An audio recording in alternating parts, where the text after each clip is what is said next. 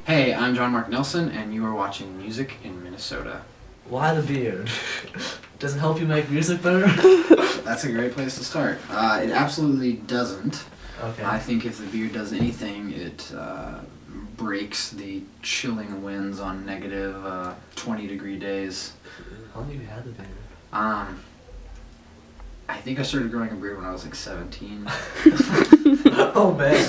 Have you shaved it off? I have. This is not the exact same model as the 17. You got like a mustache? I've never gone to the mustache. You should try that. That'd be bold. Yeah, I haven't done that, but maybe someday. You should try it right now. Yeah, right before the Shave show. off the beard. Right before the show. What school did you go to? I was actually homeschooled for most of my life. Wow. Yeah, the old homeschool.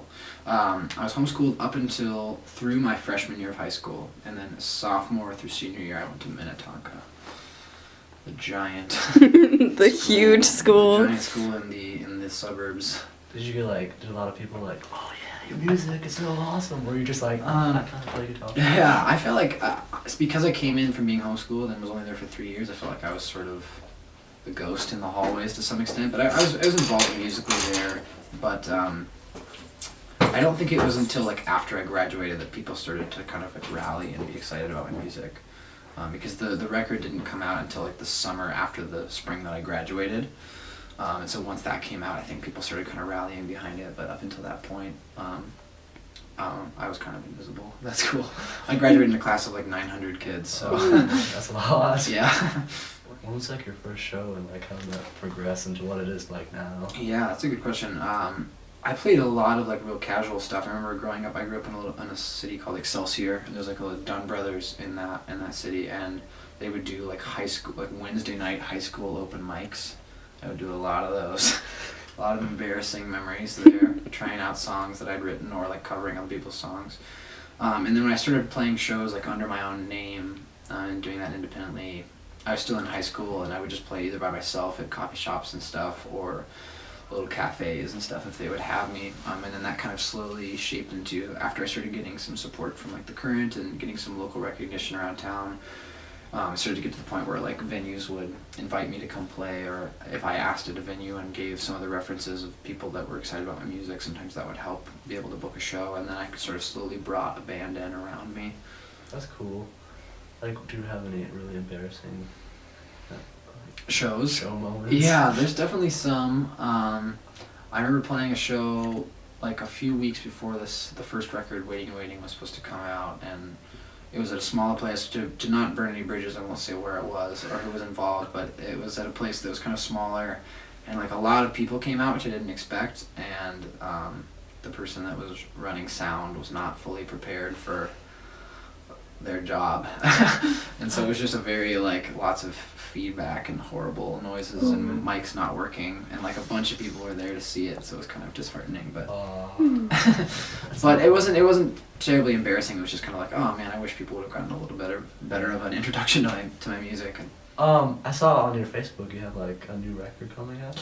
I'm in the process of tracking a new record. I actually had a weird window open up where I'd been writing a lot of music since the last record came out, and a window opened up where all my bandmates were in town, a studio was open and available, and I had a little bit of money to be able to pay for studio time, and so I booked a week, and in 5 days we tracked 10 new songs, and so it's a little bit in the process where we don't know exactly what that's going to mean for the future. We don't have a hard release date or exactly, but we do have some new material that we're sitting on. So Do you work with your band more so than you used to?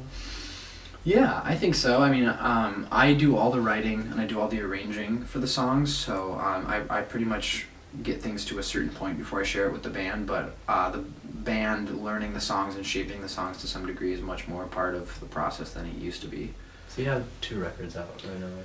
Yeah, I have a first record that I put out when I was 17 or so that was kind of less a record and more a collection of recordings that I had made, and then kind of 2 proper records. Which 2 do you have that you're proud of? I had Sings the Moon, which came out in June, and then hey man, Sings the Moon, which came out in June, and then Waiting and Waiting, which came out in August of 2012, and Sings the Moon came out in June of 2013.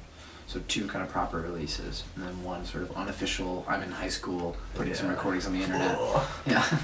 Did the Current get really onto those, like Recollection? The first time the Current started playing some music of mine was some of the songs on Waiting and Waiting, which came out in like the one in 2012. They started playing a couple songs off of that. That was, they were really, really kind and supportive to me. So that was kind of the first push to be like, oh, maybe I should keep doing this. How'd they get like a hold of your music? They found my music on Bandcamp, which is like an independent music hosting Yeah. site. And you can tag, in Bandcamp you can tag like by city.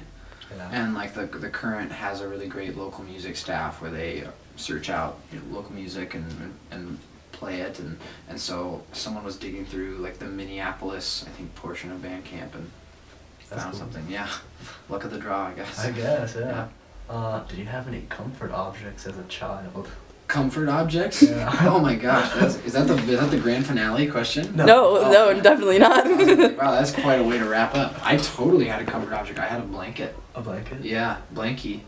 Nice. I mean, let's be honest, when you're young, you don't call it a blanket. You call it a blankie. Is it like all tattered and worn? Oh, it is worn. Is it- I still have it. Oh, yeah. wow. It's That's still in cool. existence, but I think if it goes to the wash one more time, it's just gonna be like confetti. And I'll load it into a confetti can. And then I'll just, the ceremonial burial of Blanky. Could happen soon. Pick one place in Minnesota to be frozen an entire winter. Wow. So like to be trapped in one place. Just like, oh my gosh, I'm stuck here. Oh, like literally Or just, frozen like, in place. frozen, Oh man. There's so many other factors that I'm curious about. Like, am I gonna live? Am I gonna make it out? Or I think is, you'd is it make a it out. pleasant experience? Am I miserable? I think you're just gonna be there. Just more thinking of like what I'm seeing. Yeah, and what you're experiencing. I would maybe some sort of overlook on like the North Shore, along Lake Superior. Yeah. If I had to look at something for an extended period of time, I think it would maybe be something that moves, like a body of water or something, as opposed to something static. So if I absolutely had to be frozen somewhere, I guess I would pick some sort of overlook, maybe up north of Duluth somewhere. Hi. I'm sorry, that was my fault. That was my fault. No, one more time. Just one more time, dude. You can do it. Okay. I won't look. Ready? Mhm. Okay. Oh, hi there. I'm John Mark. A dramatic This pause. is so great. A dramatic pause. I love this. Okay, one more.